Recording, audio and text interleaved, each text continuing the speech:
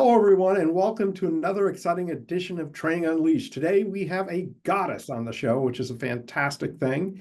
But before we get going, on behalf of the Learning Network, I want to welcome everyone to the show and also thank our sponsors, C-Suite TV and Radio. Without them, we wouldn't have a show. Today, you know what? I'm not going to tell everyone what we're going to do. I'm just going to launch my first question. Your book is called, But Are You Making Any Money? Correct. Why such a title for your book? Well, it's after one of my favorite people in the world's question. So my dad, as usual at this time in my life, I was talking about, for the Party Goddess, my event planning company was like, we're doing the opening of the Hollywood Bowl, and then we're working with this celebrity, and we're working with that celebrity. And he was just like, because he's a bottom line kind of guy, was just like, but are you making any money? That is all he cared about was, but are you making any money? And I shouldn't say that's all he cared about. That is sounding wrong. But the point is that he doesn't care what ends up on Instagram or in magazines or anything else. In his mind, a business is to be profitable and make money. And if you're not making money, then it's a hobby or it's something else. And he had asked me that question so many times. And this time, for whatever reason, we were out to dinner and he just stuck with, and he was just like, no, I mean, like, how much is in your bank account? What are your margins? How much did you make last year? What was on your tax return? Like all these things. And I was just like, oh my gosh.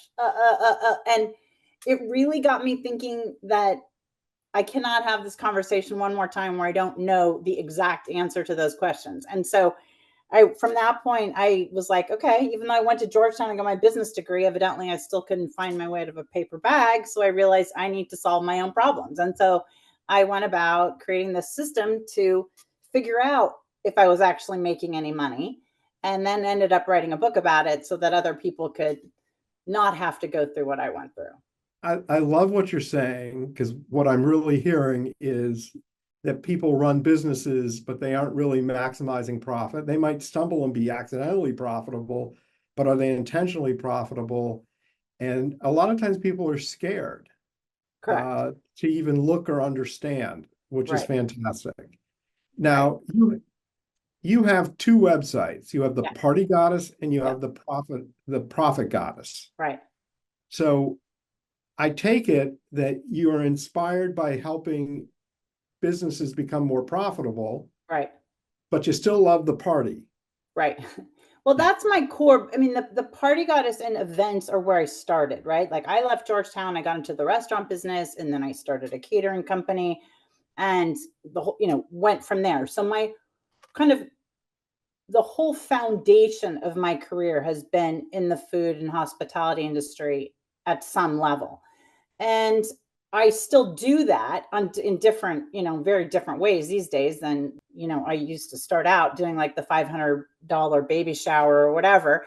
These days I can be a little bit more discriminating, and we've got, a lot of different things going on that are focused on the whole aspect of an event, et cetera.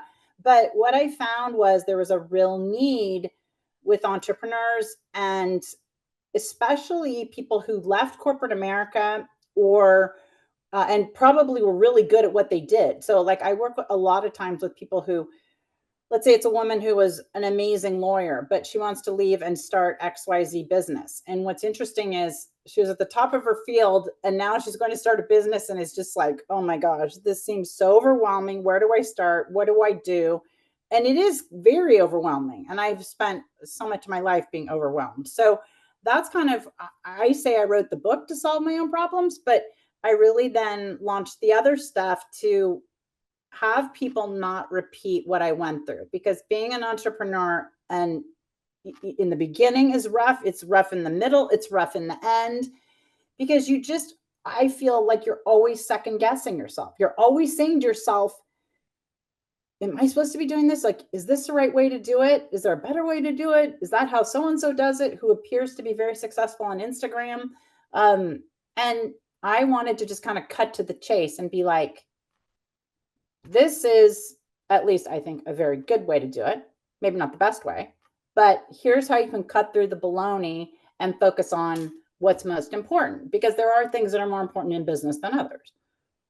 So I want to take what you said and I want to give context to my listeners because I think this is very important.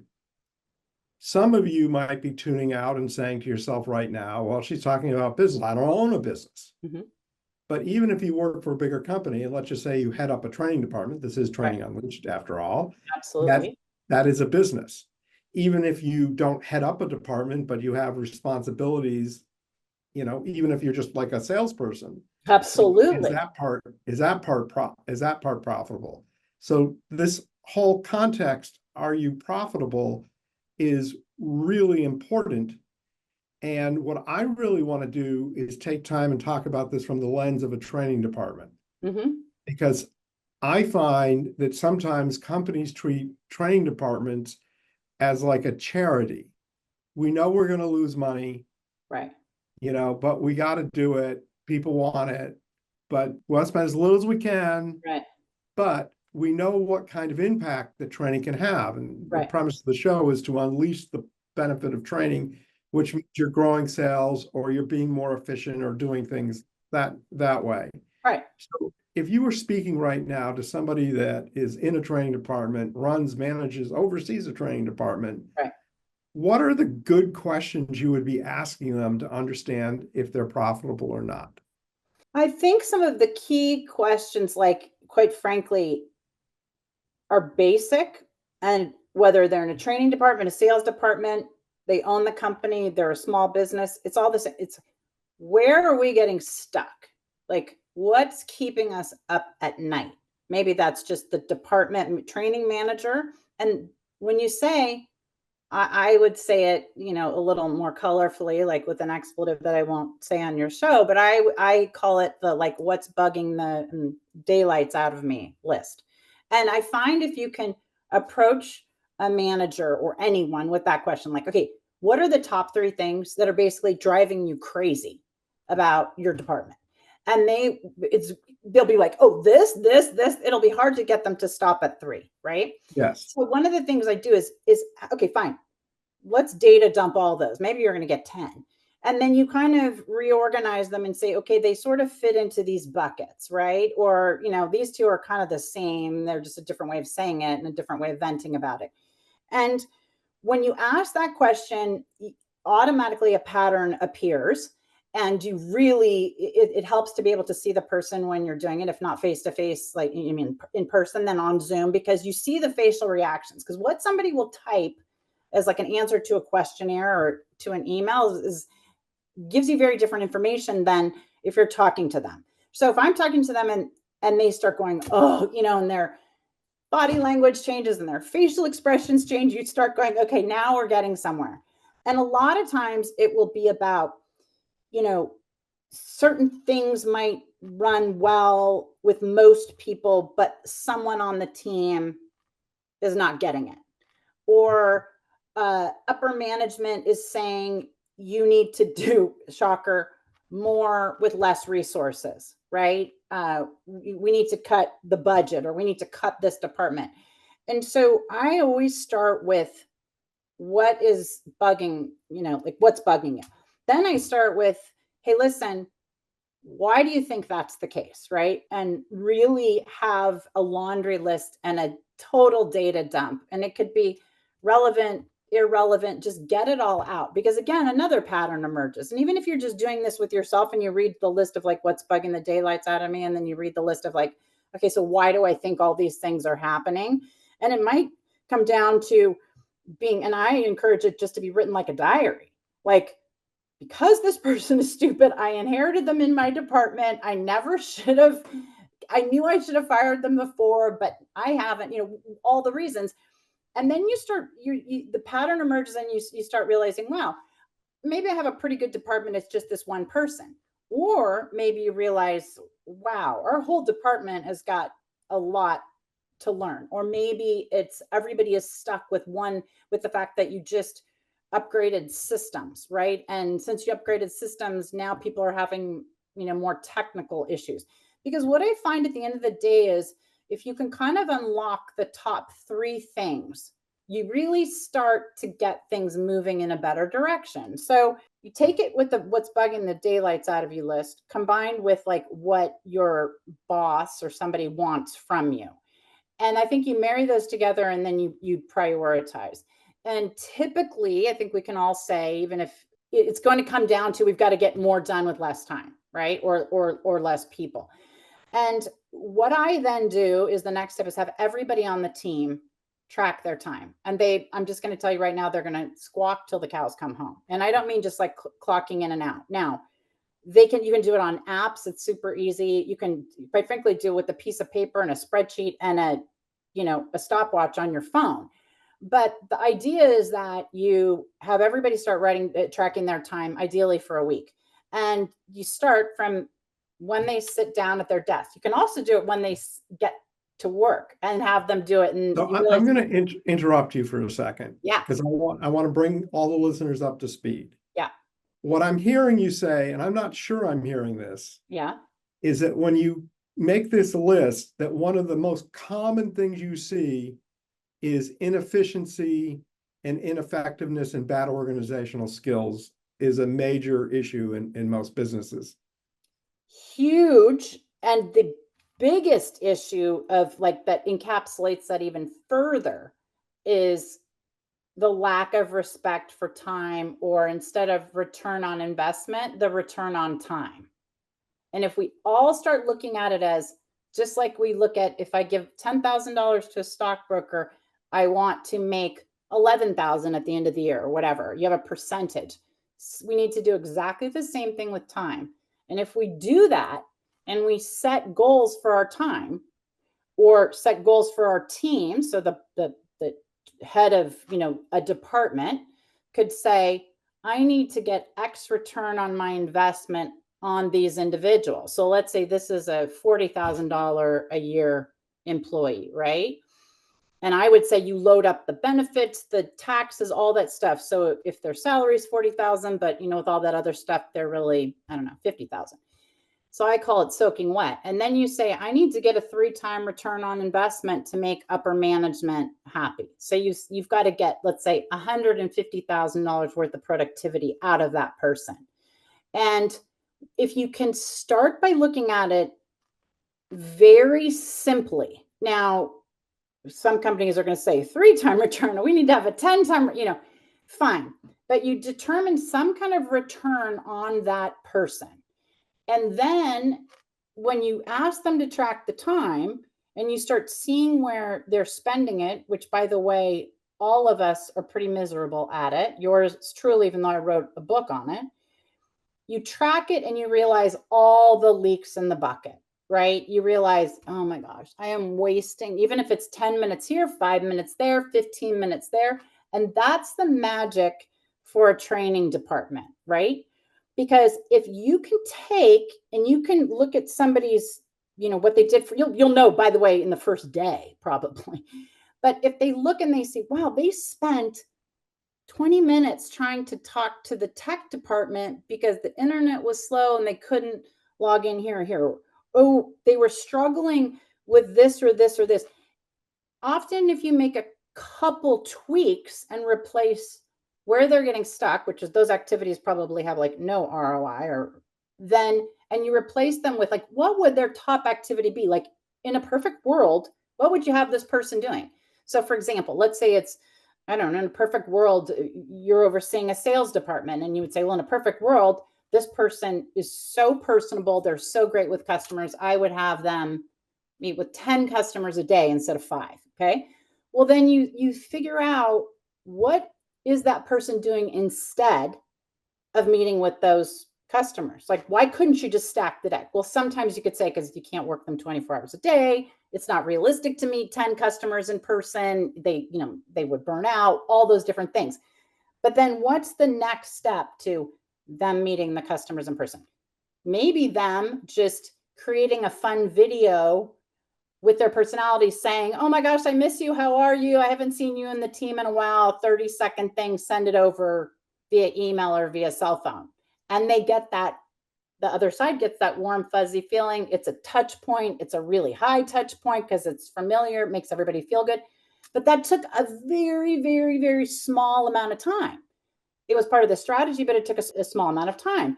So by saying, hey, listen, I'm not going to get totally overwhelmed with redoing my training department. I'm just going to say I want to find 15 minutes that each person on my team could use more effectively. Just 15 minutes. And then say, what are they the best at in those 15 minutes, right?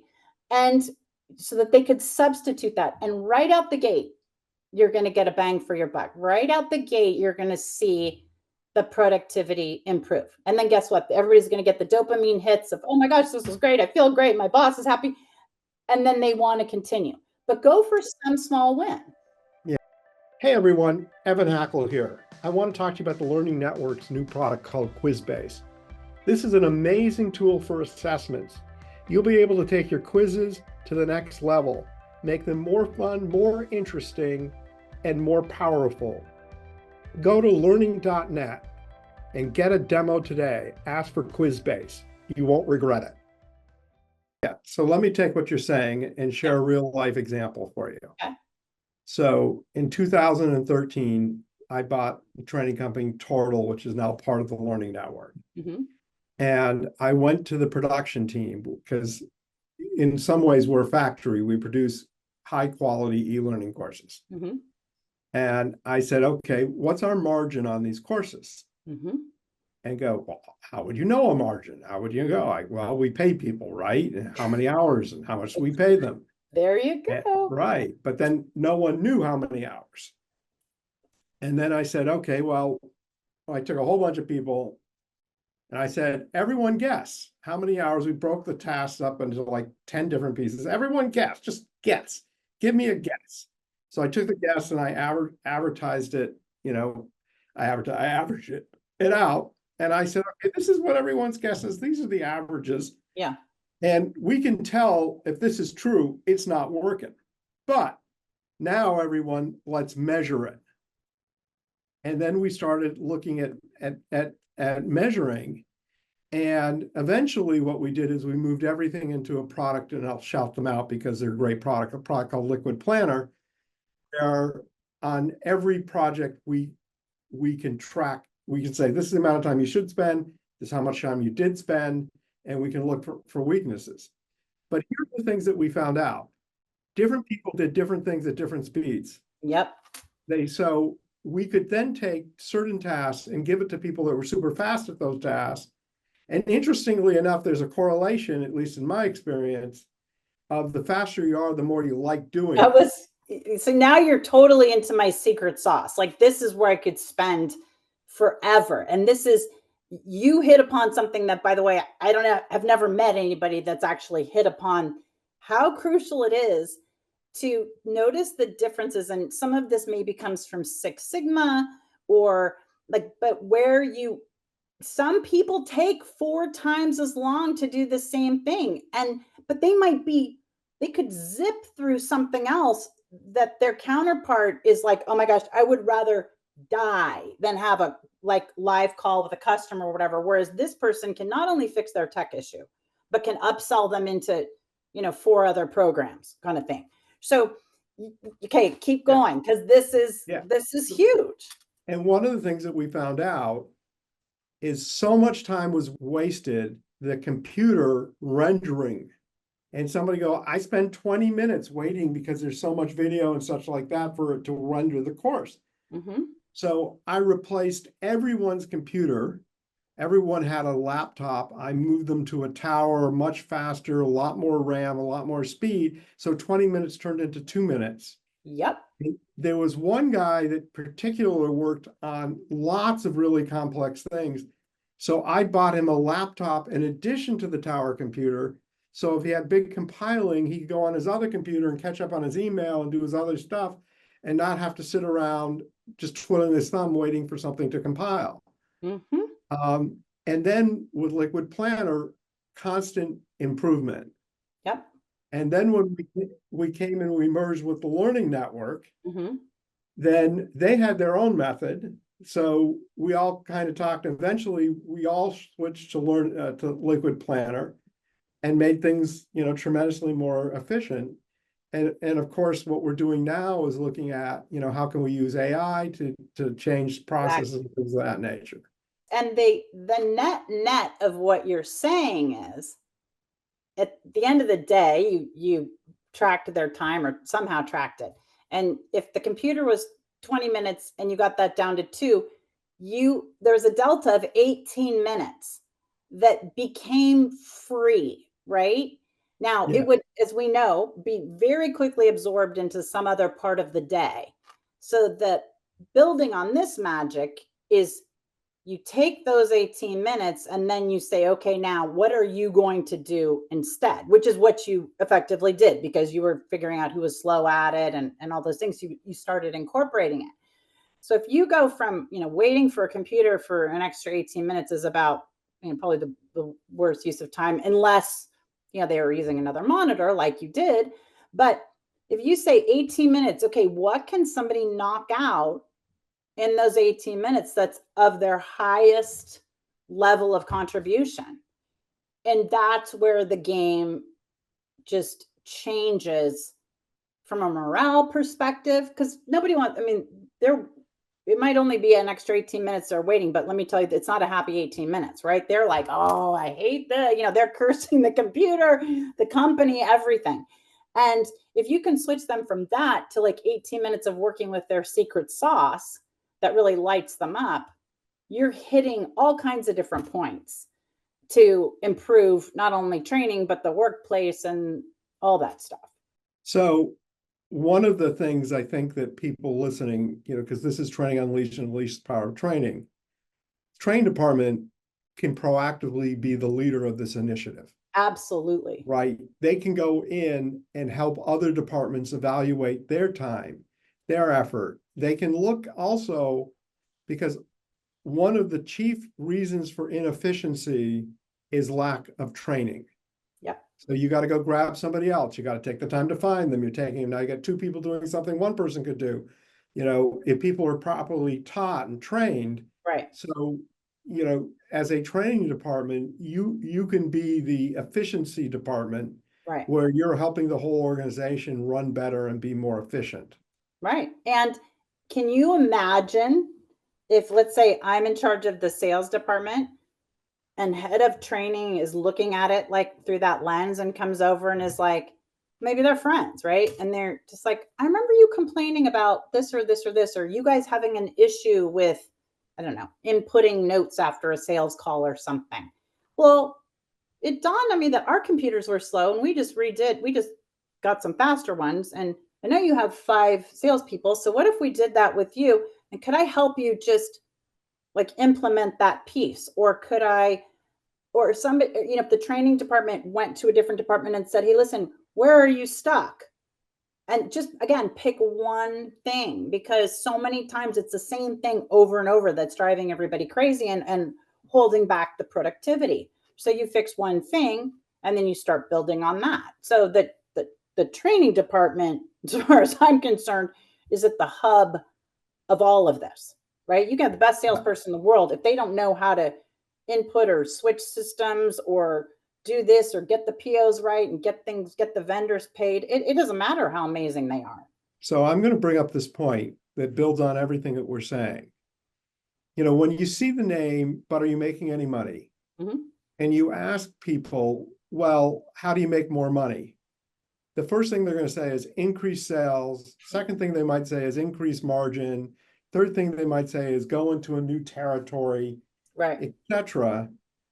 And what you're saying is the core of what you need to do is be super efficient and very profitable at everything you do. And what I would argue is that is the key to every business. Absolutely. Because the operational soundness is the fundamental foundation of a business. Because if you start going into other territories, you start selling more things, but you're not efficient.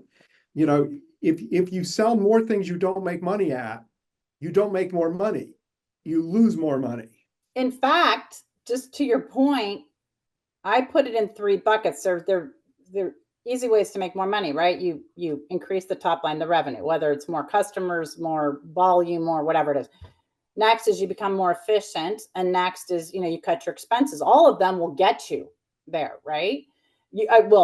can contribute to getting you there.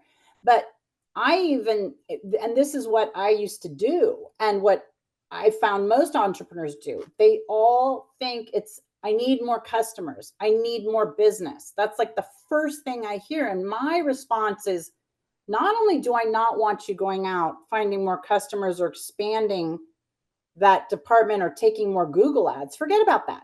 You have a hole in your bathtub.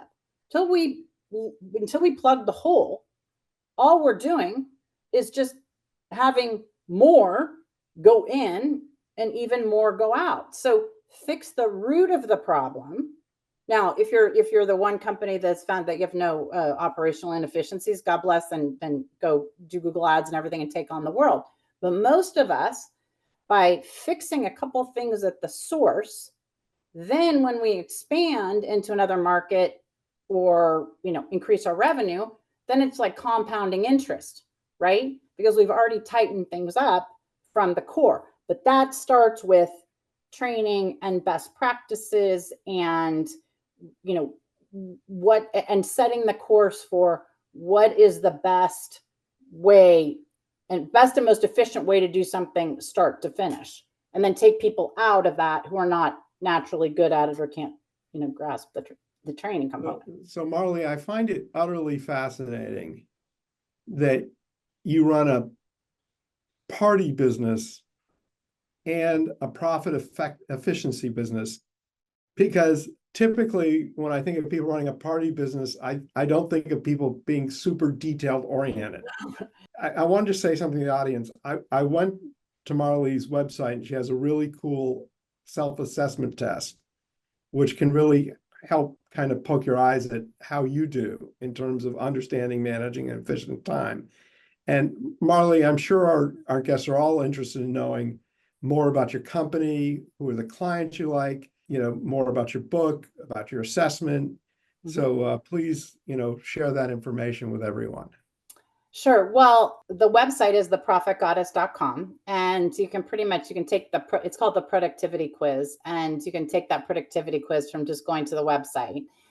But the book is on Amazon, so that's easy. But the thing I think that's key is, if you want something fast, you just go, if you're on Instagram, you go to @theprofitgoddess, and that's something we're building up, and really start having a conversation with us in there. Because at the Party Goddess, we're crushing it with followers and all that kind of stuff. The Profit Goddess, we're like, we want to dig down and be at this kind of grassroots level and talking to entrepreneurs or, business owners or just department heads. And that's the place to have the conversation with us, and also get like kind of real news, because we're doing a free webinar that's coming up in a couple of weeks, and we're launching a new digital product that I haven't launched in a million years that I'm super excited about. So that's kind of the place to have the conversation. But I think the most important thing is, by listening to podcasts like this, right? And then just taking one more step, because this stuff did not come naturally to me. I'm really good at it now. And I could talk about this till the cows come home. And I always say, there isn't a nickel on a, New York City street I wouldn't pick up and be like, look, I got it. But it starts with like wanting to learn more, know that it's going to feel overwhelming, and be like, whatever, just baby steps. But one other piece to this is, at the end of the day, it doesn't matter if it's your company or you're part of a huge company or part of the training program, or you're a nonprofit, because guess what? Effectively, a nonprofit needs to be very efficient, because they're not, quote, making money to pay the government, right? Taxes and all this stuff. But if a nonprofit is inefficient, and they take in $200,000 in donations, but they're completely inefficient, and 150 goes out in admin costs that don't need to, and another 35 is soaked up in this and this and this, guess what? The whole purpose of the charity or the nonprofit is squeezed to this amount of money. So at the end of the day, even a nonprofit needs to be thought of exactly the same way, whether you operate a Goodwill or a donation center or anything else. What's the most efficient way to get the donations in, to get them sorted? Is it a matter of signage? Is it a matter? And all that takes observation and starting with the what is bugging the daylights out of me conversation. So you've got a book, but are you making any money? Yeah. They can get that on Amazon. Yeah. You have a website, The Profit Goddess. Yep. And if you go there, you can take an assessment. Do you work with private clients? If somebody's listening to you and says, you know what, I could really use some help taking what we're talking about here today and implementing it, is that something you do? Definitely. And not only do we definitely do it, I love it because I find that it's such a way to help and cut through the noise, because so many times by the time somebody reaches out to us, they are already so frustrated. They are so they feel defeated, they're overwhelmed, they feel like there's never going to be any hope, they're not going to get it. And this is a spot where when we're working one-on-one, we can be like, all those things are valid, by the way. And not only are you not the only one that feels that way, everyone else feels that way too. They just aren't putting it on Instagram, right? So as soon as you can kind of get that point and just say, hey, listen, take a deep breath. We're going to fix it.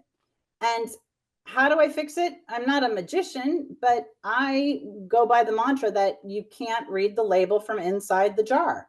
And neither can I. I work with coaches because I might know exactly what I need to do, but I might not be able to clearly communicate it to my team without all kinds of emotion and stuff that isn't going to help the situation, right? So everybody needs somebody. And it's kind of this thing of why it doesn't feel the same if you go to a spa and get a massage versus you try to, give yourself a massage on your arm. You're like, that's so dumb, right? Why doesn't it doesn't work. We need other people to point out things and other people to use their secret sauce. And I always say, listen, if you have somebody track their time, and again, it can be in pencil. So no excuses about, I don't have an app. I don't have, forget it. You track somebody's time, I can tell you exactly what's going on in their company, because it is mind-boggling how much time is spent on other stuff versus what are the key aspects of their role or, their KPIs. And we all have key performance indicators, no matter what department we're in. So it is truly helpful to have an outsider's point of view. Yeah. No doubt about it. Yeah. Marley, we always end the show with one tip. If you have one tip to share with our audience, what would that one tip be? Track your time and then review it and see what you come up with, how you can improve. That's the easiest thing you can possibly do. But you got to write it down. You can't just be like tracking it and be thinking about it. So I'm going to share, I don't normally do this, but I'm going to share my one tip. Okay. And that is to go to your website and take your assessment, because that will help you really understand and reflect on how good you are at understanding your time management skills and levels. Yes, absolutely. I love that tip. Thank you. That might be my favorite tip. So, Marley, on behalf of the Learning Network, thank you for being a guest. To the audience, whether you're watching us on video, on C-Suite TV or YouTube, we thank you. I want to remind everybody to go to YouTube and go to Training Unleashed Network and subscribe, because believe me, these shows are more fun when you can see people talking. And also go to trainingunleashed.net, and we have over 200 episodes there with great speakers for people to listen to. And thank you, C-Suite TV and C-Suite Radio, for being our sponsors. Everyone have a great day. Thank you. Thank you.